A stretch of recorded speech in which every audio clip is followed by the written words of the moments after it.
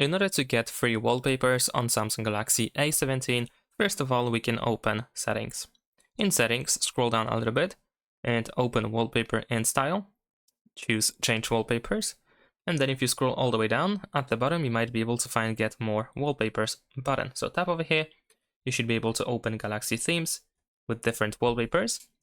And let's say we're gonna go to Tab, and over here on the left side we can switch from all to free content only.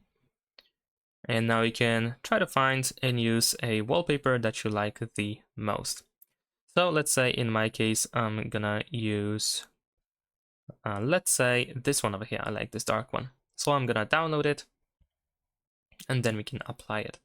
Of course, you can use it for the lock screen and home screen for both of them, I mean, or for just one of them.